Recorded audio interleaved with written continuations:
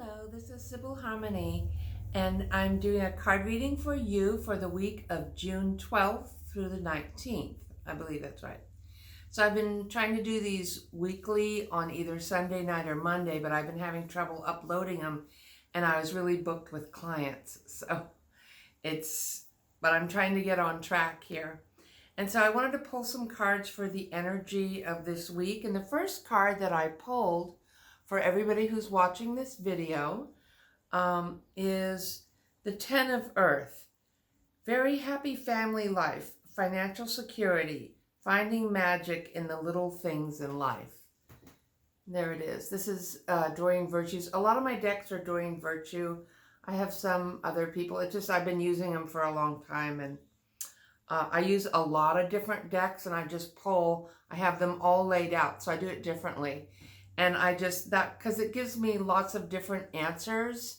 Different decks have different answers. I could just use one deck, but I use a bunch of decks. I just do it the way I do it, the way my guide showed me to do it. And so some of the things I'm getting this week is a really nice kind of June summer energy that's it can be more cuddly and warm or new beginnings. My guide started chanting me in my meditation this morning, a message for everybody. I am standing in love. I am moving into perfection. I am growing into perfection. That's what it was. And so that's an affirmation that we can all say. I am standing in love. I am growing in perfection. And perfection doesn't mean like perfect pictures, like I have to have the perfect hair, or the perfect family, or the perfect outfit and act. It isn't like that. It's that we are already divine light in perfect and imperfect as we are as humans, in our inner perfection of our light and our healing and our wisdom and knowledge. And so we are growing in divine perfection. I used to think it was because I had to have my nails coordinated with my dress or something like that. And now I don't wear fake nails. I don't even wear any nail polish anymore because I spent a lot of time interested in the outside things of my life, and years trying to, even had a surgery trying to lose weight and have the perfect figure and the perfect everything. And what I realized is that was kind of a waste of time. I mean, now I work to stay healthy and to feel happy and to love myself the way I am. So anyway, I'm pretty healthy. I don't take any medications. I have had all kinds of different ailments. I've healed myself. I've healed myself from abusive relationships. That's what I wanted to do. I wanted to tell you, who am I? I came on, I was doing weekly or monthly news video letters for my clients on my channel. Not my channel, my newsletter on my website. And then I started a YouTube channel as a way of putting them out. And then I got a whole bunch of people liked me when I did a videotape on the war in Ukraine. And then it kind of slowed down a little bit, but that's okay. But I'm making videos that feel comfortable for me, or if people ask me questions. I have taught classes.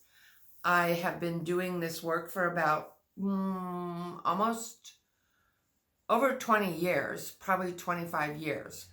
I saw spirit as a child. Well, my name Sybil means the prophetess, which used to be like the doctor, the therapist, the nurse, the counselor, the pharmacist.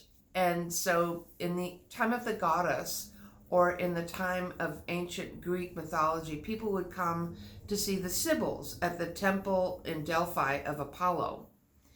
And the Sibyls would tell them, wisdom.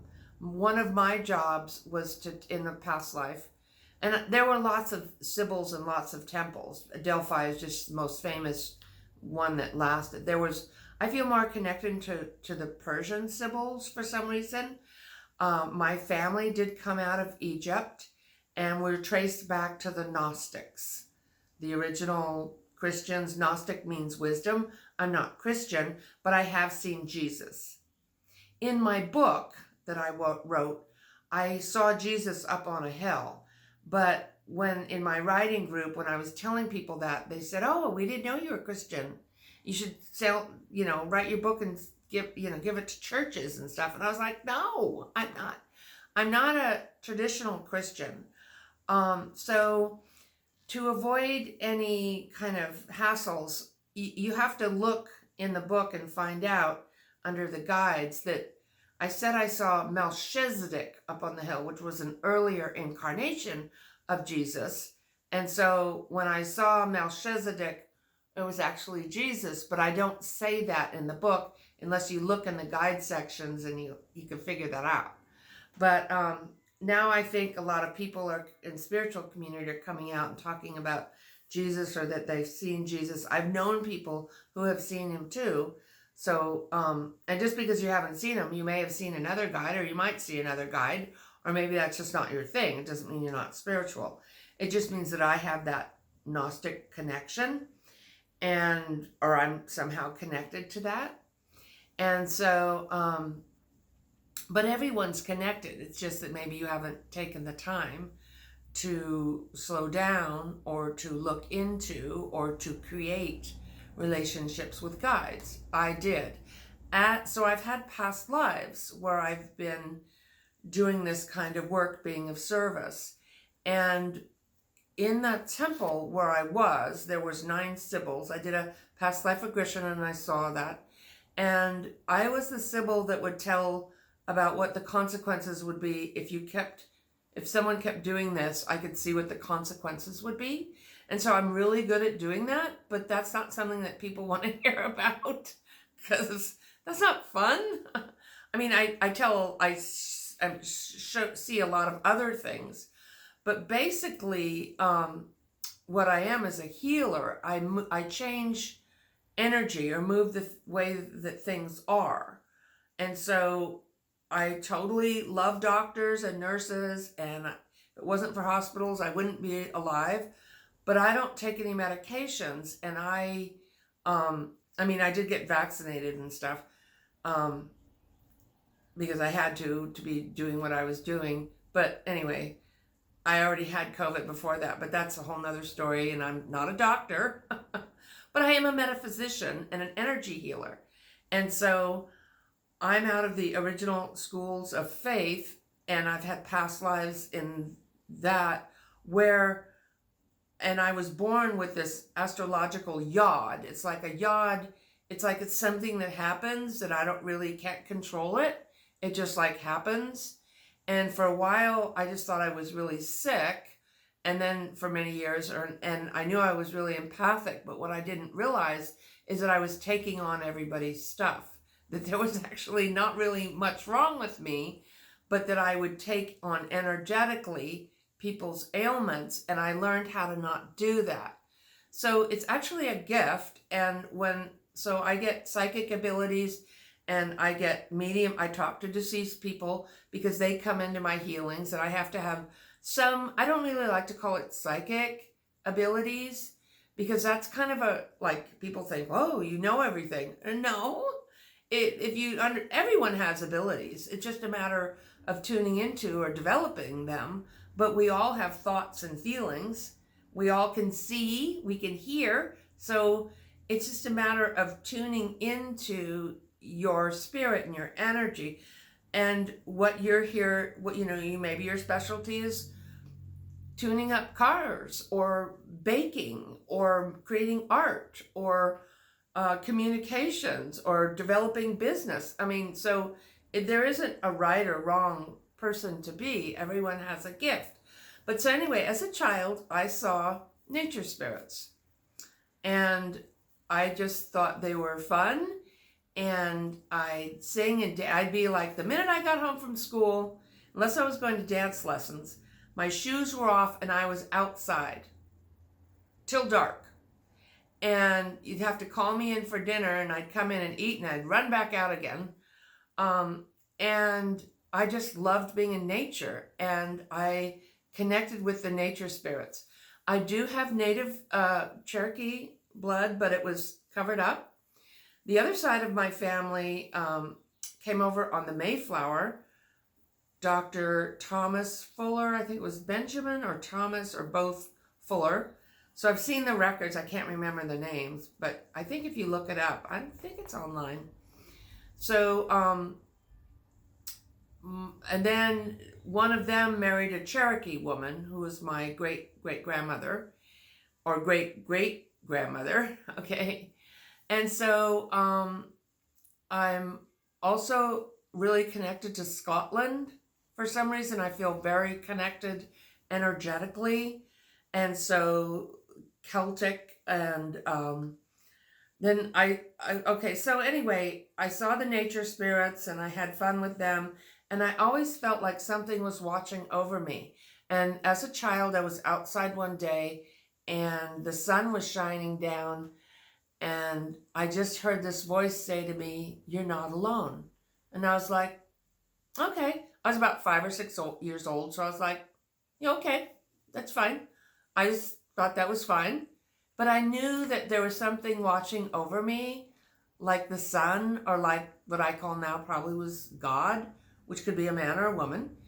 And then throughout my life, I would get other visions. Like I had a vision that I lived on this island with dolphins. And I love dolphins. They protect people. And so I've had flashbacks, and I was always really sensitive and could feel how people could feel, but I didn't know that was a gift or I thought maybe for a while I thought, what's wrong with me?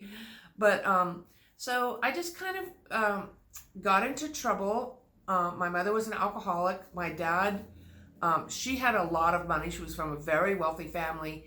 And so my dad lost custody because she had big fancy lawyers. And so I didn't really have a close connection I did with my dad, but we didn't live with him. And then, so I didn't really pay a lot of attention to school. I ended up going back and getting a degree in pastoral counseling years later. But I just wanted to be a housewife. But I kind of got into trouble with taking a lot of pills and smoking pot and drinking. And I think I was trying to medicate how I felt. And so later on, after my second marriage, I got into abusive relationships, very abusive. And so I didn't realize that healers attract people that need a healing, and that we have relationships with people that we have karma with. And so I had some karmic relationships, and I went back after I realized, like in my 30s, like my life is not working. Nothing was working out the way I thought it would. And I started thinking, why am I here? And who am I? And I remembered my connection, my spiritual connection as a child. And so I started reaching out and praying and talking to that.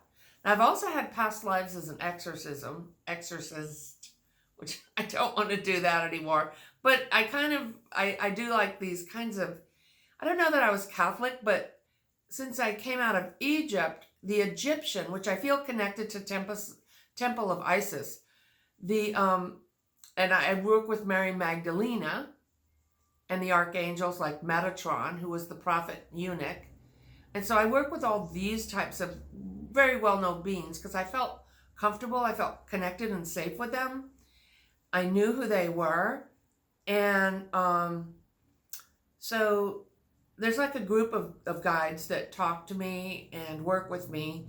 But so I developed myself. I trained with Doreen Virtue for years. I trained with shamans. I spent a lot of time in different parts of the world meditating and seeing things that I didn't think could happen. And I realized they can. And I'm not going to go into that right now, but it changed the way I thought about what was reality and what wasn't. And I went with this group of people, and some of them were like, that didn't happen, did it? Like they couldn't consciously like figure out like what we saw happen, that it happened. Like people flying around. It's just different things.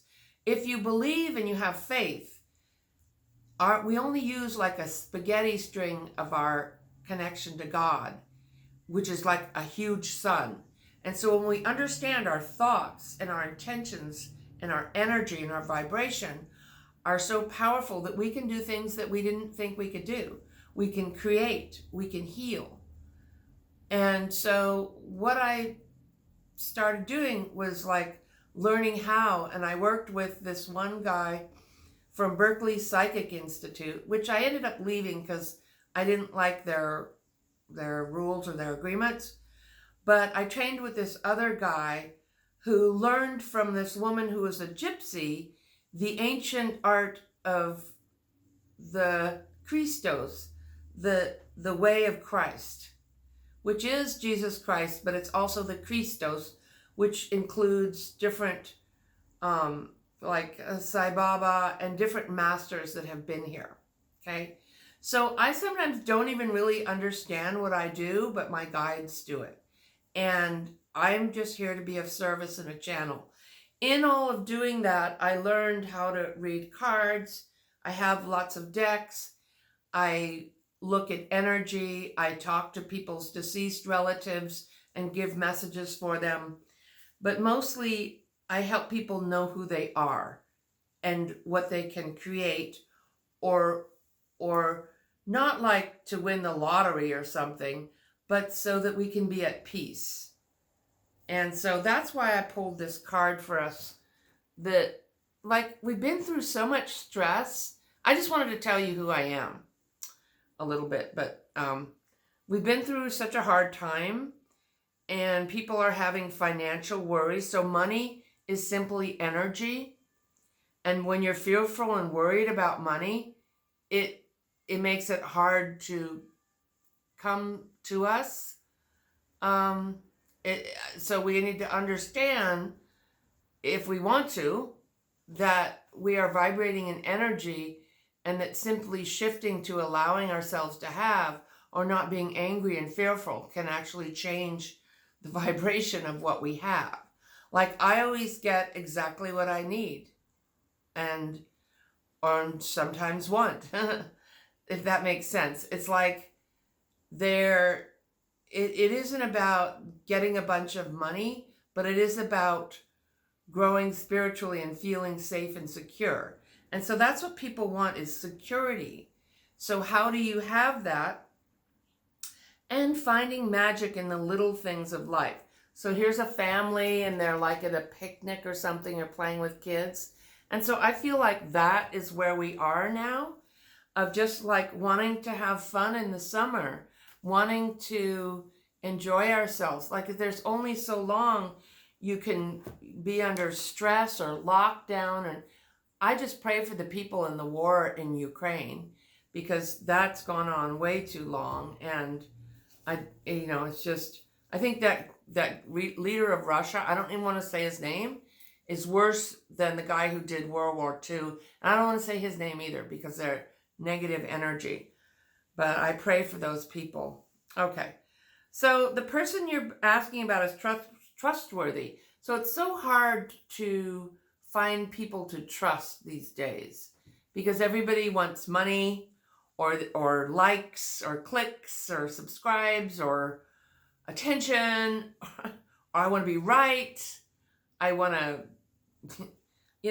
and so the most important person for you to trust is yourself.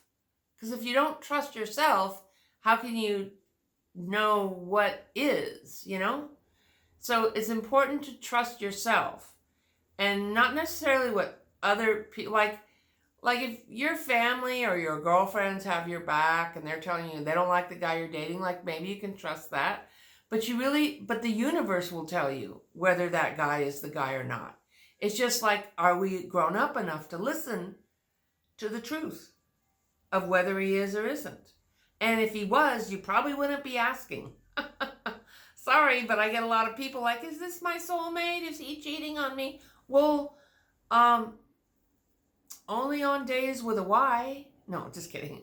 It's not really funny because I've been in those very painful situations, and you want to be sure, but trusting yourself, and then trusting what you call creator, source, or guides. I trust my guides completely. And even though they don't tell me what I want to hear, I trust them. And sometimes that's the way we need to be. And people don't, people want a channel that's going to, everything's great. It's going to be amazing. Well, that's not really telling you the truth, even though I do like the energy of now. But this is about trust. Who do you trust? How can you trust? Trust yourself, trust creator, and you can trust certain people to do what they show you. Like if they showed you they're always on time, you can trust they're probably going to be on time. If they show you they don't tell the truth, they've lied, if they're willing to do that, you can trust, well, they sometimes don't tell the truth. Now, does that mean you can't be involved with them or you don't want to be their friend? Maybe, or maybe not, but you could know, I don't trust that person to tell me the truth, or I don't trust them to be on time. I don't trust that they say that they're going to fix something and they really don't know how. So that's another thing. It's like, are we being right? Oh, my guide showed me something else. They showed me numbers. So part of what we're doing now is increasing our psychic abilities. And I did a video on the 4 clairs, or the 5 clairs. So there's clairvoyance, seeing spirit, claircognizance, knowing spirit, clairaudience, hearing spirit, clairsentience, feeling spirit, and then there's tasting and smelling spirit. So those are all ways of picking up energy. Can come in dreams, can come in a feeling, can come in a song you hear. But I've been seeing numbers again lately, and numbers have a meaning. Like ones are thought. 0 is God. So if you see a 10, it's like thoughts to God, thoughts to creator. 2 is having faith. 3 is ascended masters. So if you keep seeing 333, that's the ascended masters. The wise ones are getting your attention. And they also have to do with awakening of consciousness, because your guides are connecting with you. So if you look at license plates or clocks and you keep seeing the same number, like 111, thoughts, your thoughts are manifesting quickly. So 12 is the ending. And so if you see 1221, that's ending. It's like endings and beginnings, okay? 4s are angels. And 5 is change. 6 is don't pay so much attention to the physical, tune into the spiritual more. 7 is auspicious, very lucky. 8 is infinity. 8 is the never-ending cycle of abundance and life. 9 is to be of service. And then 10, we're back to thoughts. You break it down to thoughts and God. And then 11, 1, 1, 2, 2, faith. 2s are faith. So 111, 222, 333, these are high, or 444. Those are very high numbers. Okay, so these are the Native American cards by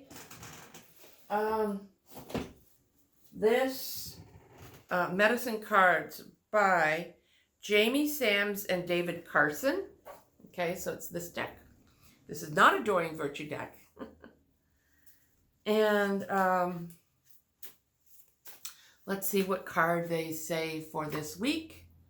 Oh, so if you are feeling out of balance, let's help you put you into balance. So I like to do this with my breath. And let's connect into the earth, like you have a grounding cord, a root coming up from the earth, connecting into your body, your feet, and your tailbone. And then a cosmic cord connecting you to the other side. And above you, you have higher chakras.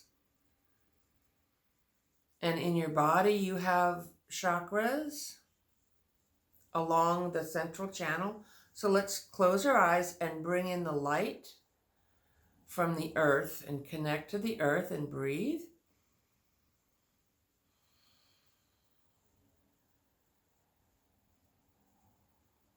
You are safe, you are grounded.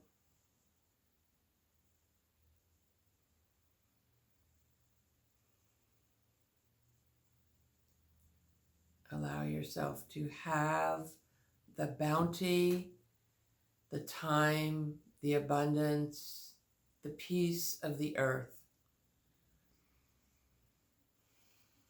Good. And then allow yourself to connect into your higher self, which are your chakras above your head.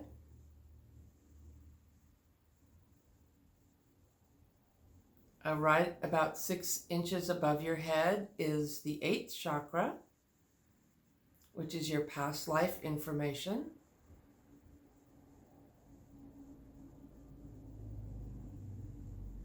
And then above the 8th chakra is chakras 9 and 10, which are quite far out there.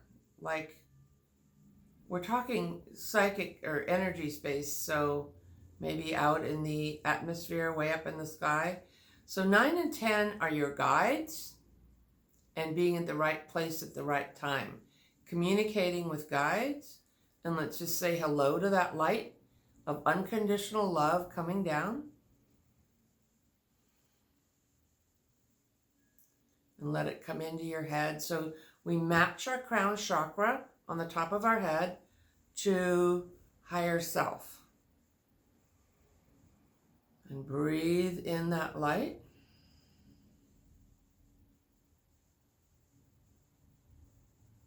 So the 11th chakra is devotion. Devotion to love, devotion to peace, devotion to purpose, devotion to creator source, higher self. And that's like a silver star. So the one above you is like magenta and green, the 8th. 9 and 10 are like pink and blue. The 11th chakra, way out there up in the stars, is devotion. Good. And then the 12th chakra is gold light, like the sun, like unconditional love, creator source. And let that unconditional love, creator source come in and illuminate your aura. Illuminate your body.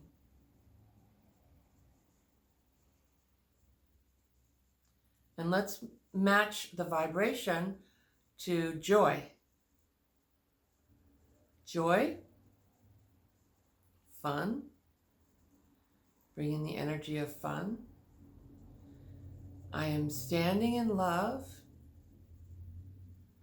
and I am growing in perfection. May you be healed, because in truth you already are. Please like and subscribe, and if you'd like a personal reading, I'm at SibylHarmony.com. Thank you.